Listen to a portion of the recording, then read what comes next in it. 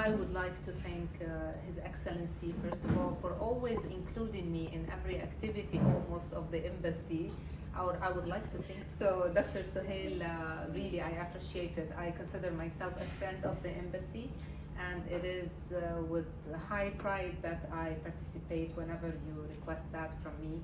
And Mrs. May Makhzoumi, President of Makhzoumi Foundation, is a dear friend, and I'm always very proud of knowing her, of her friendship, and of any collaboration. And we've done many in the past, and she's been very supportive to DiaLeb at the same time. And I would like to thank everyone who had anything to do with organizing this event.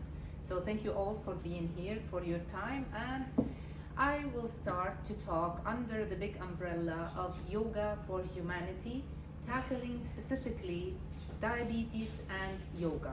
Why are we doing this since we are talking yoga?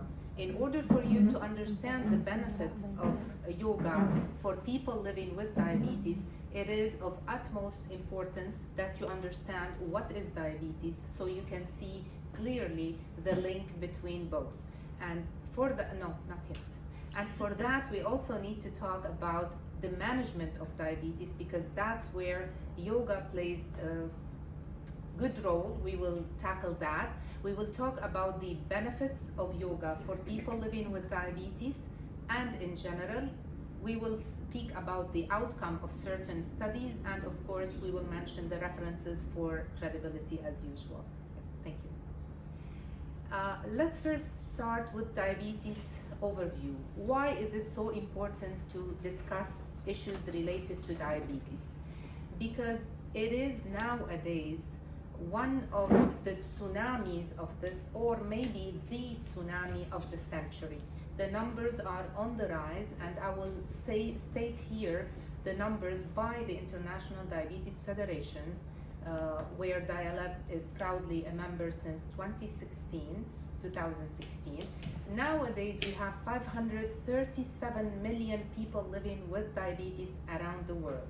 Now, if you think that this is a big number, wait until you hear that the forecasts, unfortunately, by 2045, we will have 700 million people living with diabetes across the globe. The MENA region is on the red map. I will mention here that in India, 73 million people have diabetes. And unfortunately, again, India is going to be called the future diabetes capital. And I'm mentioning this because we're collaborating with the Indian embassy, and because India is the home for yoga. You see this beautiful sentence, yoga belongs to the world, but it has a home, which is India. So this presentation should be very important for everyone, especially for people living in India, because they are the home for yoga, and they should really get the benefits as everyone else of yoga. People living with type 2 diabetes usually are at risk of many complications, be it cardiovascular diseases, or what we call them the heart problems, be it neurological, like nephropathy, neurology. They are at risk of blindness, but let me correct it. It's not due to diabetes, it's due to failing to control diabetes. So they call it the silent killer, but it's not diabetes that kills people. It's the complications of diabetes. It's failing to control diabetes through lifestyle changes that we will be discussing. Next, please. In order to better understand diabetes, there are three major types. We know there are two other types, but they are not really known. The main types are type 1, which is the one where the pancreas completely stops secreting insulin. So we have what is called type 1 diabetes, and it is insulino-dependent, which means the minute the person is diagnosed, they start on insulin treatment, which is the hormone that their body is failing to produce. This type accounts for between 7 and 10% of the total number of people living with diabetes, whereas type 2 diabetes, which accounts for 90 to 93% of the total number, which is mainly, this is what we call, what we talk about when we speak mainly diabetes, because type 1 is limited. Now, and there is, of course, the gestational diabetes, which is when a woman is pregnant and she is sometimes at risk of getting gestational diabetes. The good thing is that diabetes, after the lady delivers the baby, disappears, but she can be at a bit higher risk than other ladies after the age of 40 or 45 of getting type 2 diabetes, and the baby the same. So regular control is in order. Now, if you look below the green circle, it says can be prevented, if no and yes. So type 1 diabetes, unfortunately, cannot be prevented. And type 2 diabetes, on the other hand, yes, it can be prevented. Many of the risk factors is in our hand to control. We cannot control our age. One of the risk factors is age, 40 to 45 or 50. Every time the age is becoming younger as a risk factor. We cannot control our age, but yes, we can control our weight. Yes, we can control our lifestyle. Yes, we can control what we eat. So it's important to understand that, and as a way of prevention, we will see where yoga comes in and how important it is. Next, please. When we speak about managing diabetes and why is it important to manage diabetes, again, to prevent what? Help me out. What do we prevent? The complications. Yes, I need you to stay with me and focus, okay? So I'm gonna be dropping questions every now and then, so please stay fully awake. So, two essential pillars. One of them is a healthy diet, and two is physical activity. Both of them combined is our lifestyle. And that's where the importance of lifestyle, because it helps control diabetes, manage diabetes in a better way, and prevent the complications. But when we talk about that and about controlling your weight, for example, I'll give you an example. Only 7% loss of your weight if you need it. We're not talking to everybody. If you have extra weight and you need to lose weight, we're not talking about tens of kilograms. No, let's take, for example, a person who weighs 100 kilograms. If this person loses 7 kilos of weight, I mean, it's not that much or that difficult. The overall health will improve. If this person has diabetes, HbA1c will drop. The fasting blood glucose in the morning will drop. The energy would boost sky high, so it's really important. That is why we insist on lifestyle interventions, but not only for physical outcomes, also for mental health. So we have double great effect for our health in the physical side, and mostly in the mental side. Again, that's where yoga comes in. We know how beneficial is meditation, the breathing, because I practice myself yoga, and I know that when I'm stressed or when I'm even in the car driving in traffic, I calm myself down, I do some yoga breathing even when I'm driving, and it helps me, it calms me down. So I prevent the stress and I benefit physically and mentally. Next, please. It's a way of therapy. It is actually a therapy. Again, talking about management of type 2 diabetes, it's very important to note that we are not here to replace the traditional medicine. We are here to complement the traditional medicine through lifestyle changes, through a healthy diet, but never failing to visit the doctor whenever we have symptoms or any changes, never changing medication or limiting the dose of medication just because we feel better and we do that. Please, whenever that happens, consult with your physician. So again, this is to complement, not to replace some people think when we speak about the benefit of something that it can replace the traditional medicine. This is a mistake. Maybe by practicing yoga, by leading a healthy lifestyle, the person can really reduce the intake of medication, but not without consulting with the doctor, because it can be dangerous for the health. We need to speak about the challenges. We are saying that physical activity is really important, but what if the person has a certain disability? What if the person has any kind of problem to prevent that person from doing the physical activity, and in the sense that we understand it, walking, running, jogging, I don't know, doing a marathon, playing basketball, running with your dog, walking your dog. Some people unfortunately cannot do that. So if you think of those limitations, that's where yoga comes in again, because there are sessions, and I've done some when I felt lazy, I want to sit on the couch and do yoga. There are full sessions of yoga that you can do seated. So what we're trying to say here is that wherever you have any kind of limitation to practice other types of exercises, you can practice yoga despite any kind of limitations. So it's a very good alternative whenever there are those limitations.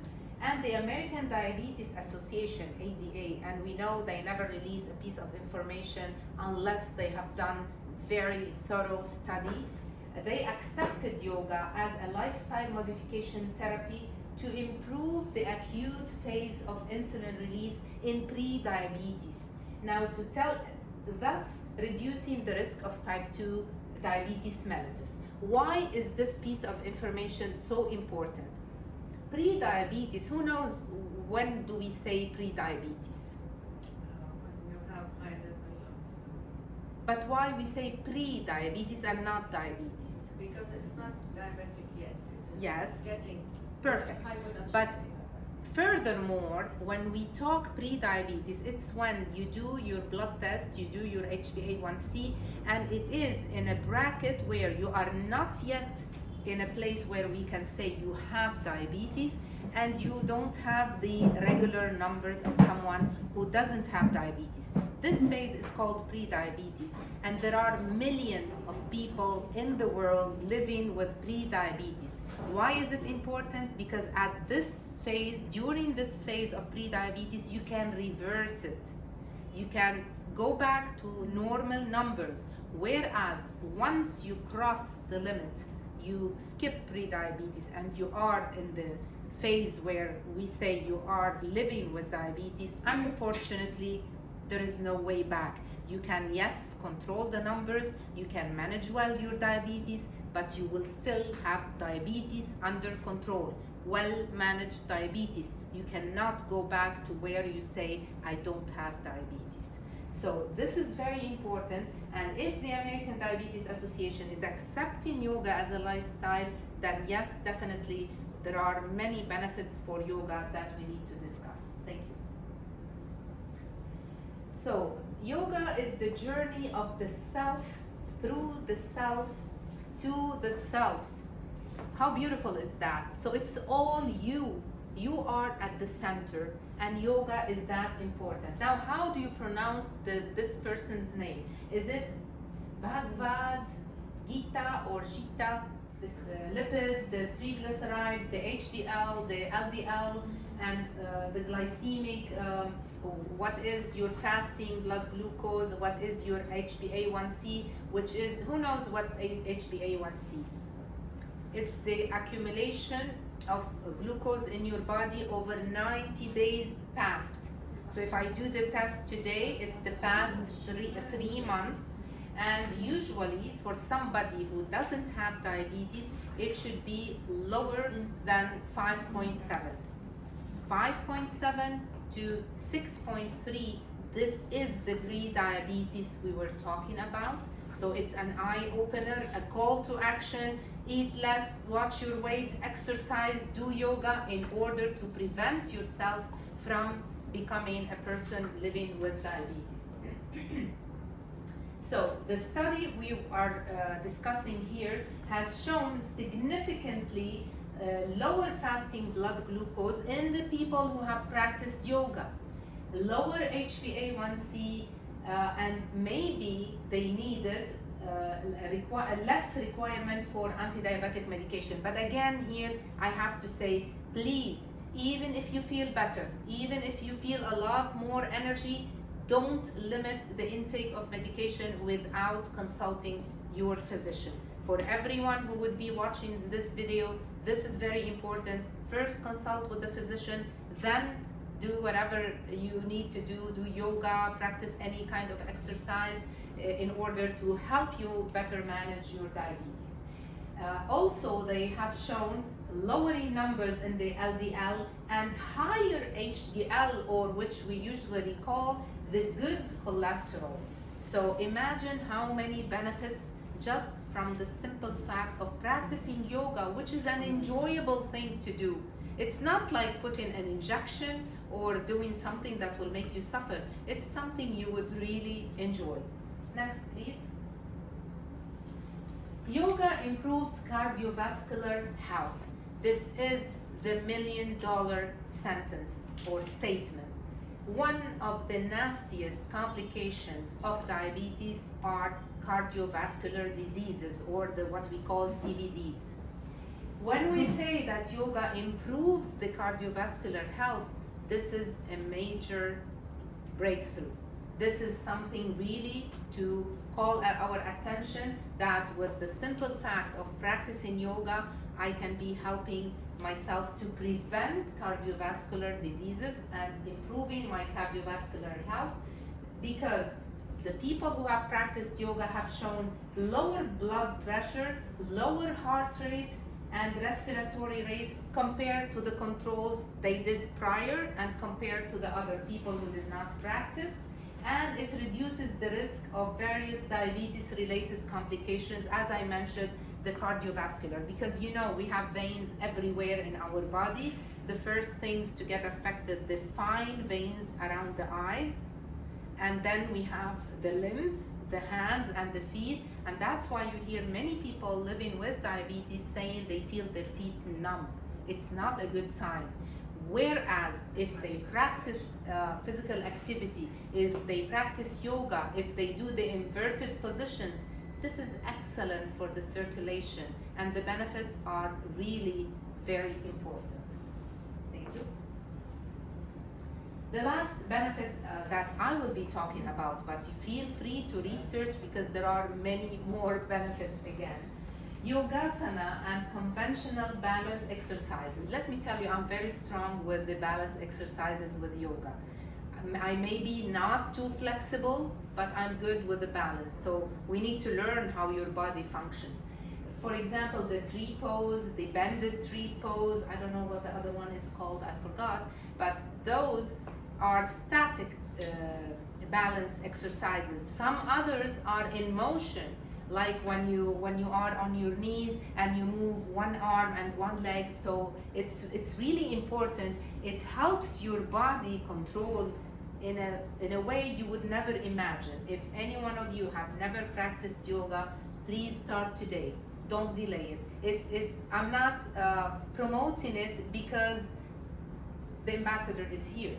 I'm promoting it because I practice yoga. I have seen the benefits myself, and I'm a fan of yoga. And as I said, wherever people have limitation to do something else, they can definitely practice yoga. So those static and dynamic balance performance, it helps the lower extremities of the muscle strength, and it reduces the fear of fall. Many people with diabetes who are at risk or maybe living with diabetic peripheral neurotherapy have the fear of falling. They lose balance easily. So this can help tremendously.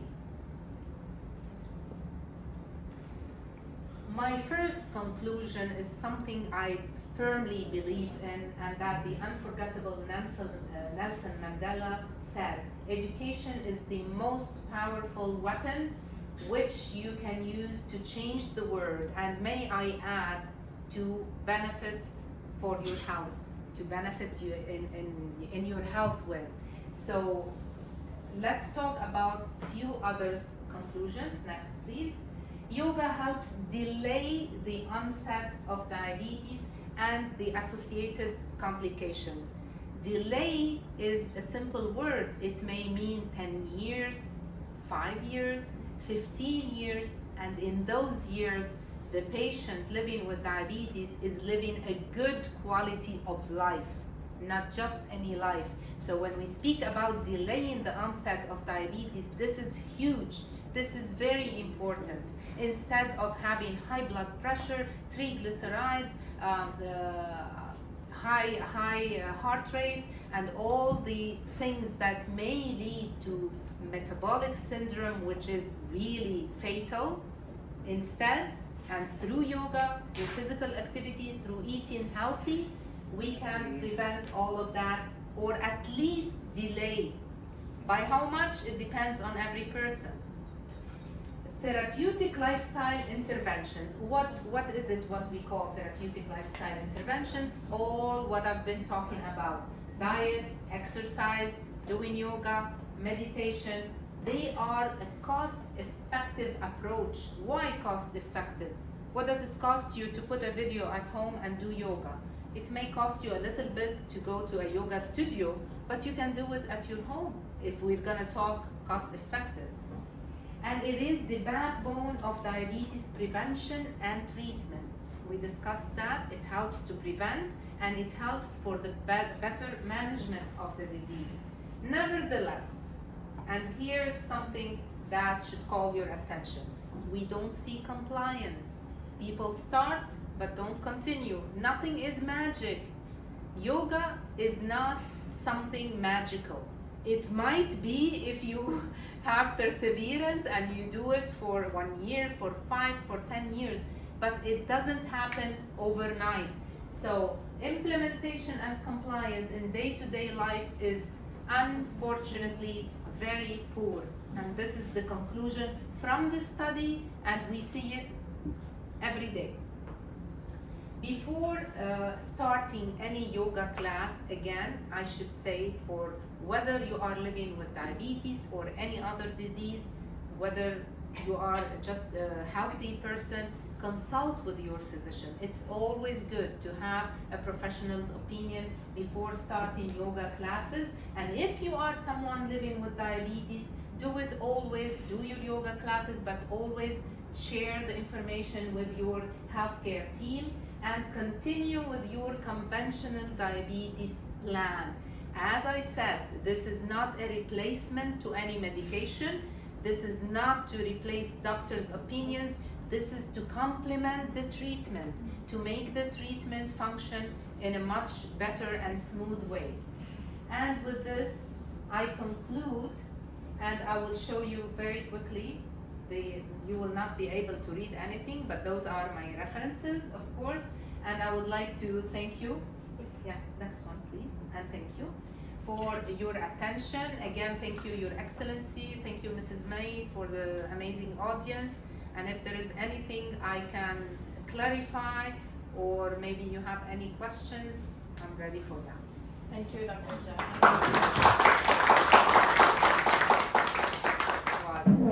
And I had some doctors and colleagues criticize me because they said Ayurveda may replace medicine, and they called you. I said, no, it's not the case. I did my homework.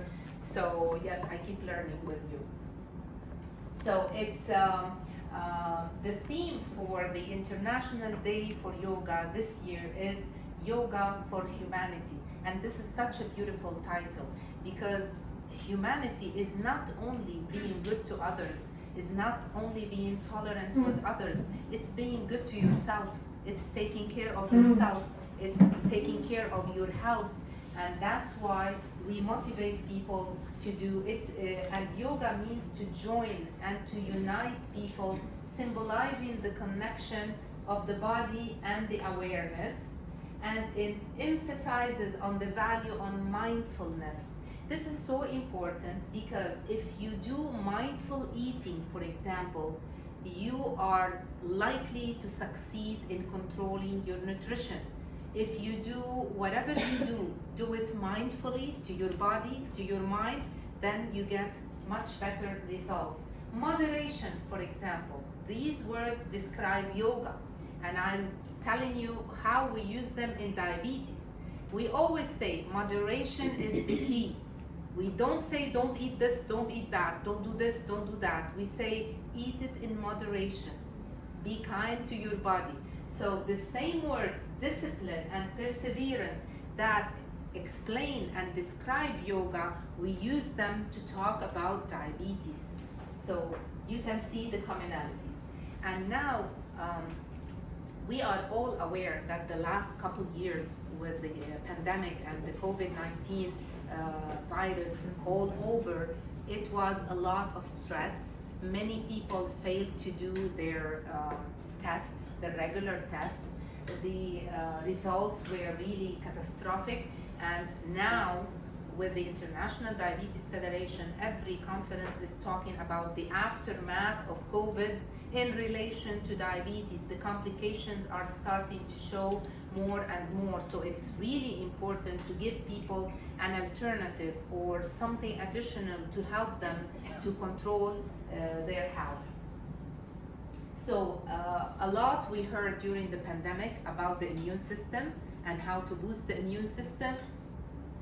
I wish everybody knew how yoga can help in boosting your immune system. When you start breathing well, when you start eating well, when you start practicing something, looking forward to your practice, with all these benefits to your mental health as well to your physical health, you're boosting in that way your immunity. Next, please. The benefits of yoga are really too many. I'm talking about only 6 of them today, so I will not read them because I have a slide about each one, so we can explain, or I'll go quickly. That it reduces stress and anxiety, it helps overcome obesity, that's super important. It enhances the glucose reuptake or the absorption of the glucose in the body. It improves the glycemic and lipid profile, we will see in details. And it improves your cardiovascular health, which is one of the main complications of diabetes, the CVDs, the cardiovascular diseases. And it may help prevent the diabetic neuropathy. Let's see the first benefit of yoga. It reduces stress and anxiety. I do remember that when the pandemic started, since we do have patient sessions, we do patient support sessions, everybody was extremely stressed.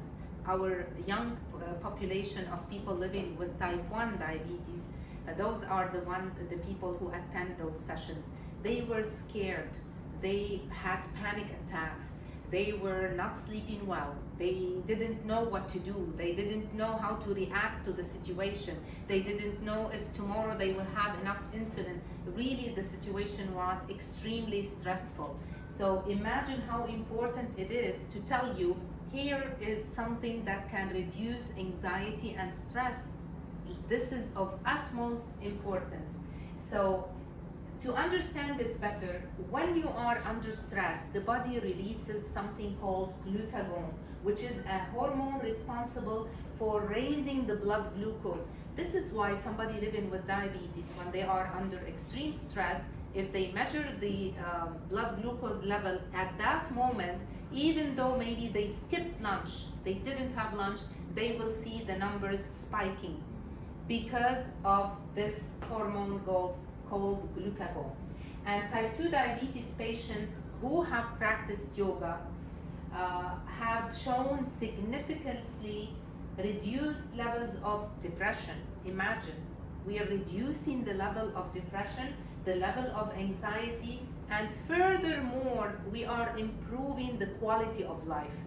In the mission of DiaLeb, we say we want to raise the level of awareness to help people improve their quality of life. It's not a matter of living, it's how you are living, how you are managing your physical and mental health. It's called wellness. It's not just injection or a pill. It's an overall situation. So this is very important, and yoga can help you focus the mind and create the right mental approach to even dealing with diabetes. Have you heard about denial? I have many people, when they are at our awareness sessions, we used to do HbA1c. We take the HbA1c and we see high numbers. So we go slowly. Do you have diabetes, sir? Do you have diabetes? No, I don't. Yes, but your A1C is 7 and those numbers indicate maybe you have diabetes, whereas it's absolutely you have diabetes. And he tells you no, he insists. I went a couple years ago to the doctor and he gave me medication, but then I became well. That's a misconception. Diabetes is not something that comes and goes. It's not here today and gone tomorrow. Unfortunately, this is not the situation. So many people living with diabetes have denial. When we talk that yoga can help focus the mind and have better acceptance to this disease, to living with diabetes, this is something incredibly nice to see happening, especially for those people who have difficulty living with the disease, accepting that they have diabetes and adjusting to the new, if you want, life they have to lead. Next, please. The second benefit would be that yoga may help overcome obesity. Why are we saying may? There is nothing definite. There have been studies, and this information is based on a study that was done on 1440 adults, male and females, men and women, and this is the outcome of this research. But of course, we cannot say categorically it will, because it depends on each person. It depends on the overall health of each person. So it may help overcome obesity. And if we think that obesity is a major risk factor to diabetes and many other diseases, then through yoga we are preventing those diseases to happen. And if we think that being obese does not let you manage well your diabetes, then through yoga, if you fight obesity, then yes, you are being able to better manage, and it helps you build the muscle mass. All of us, who doesn't want to build the muscle mass?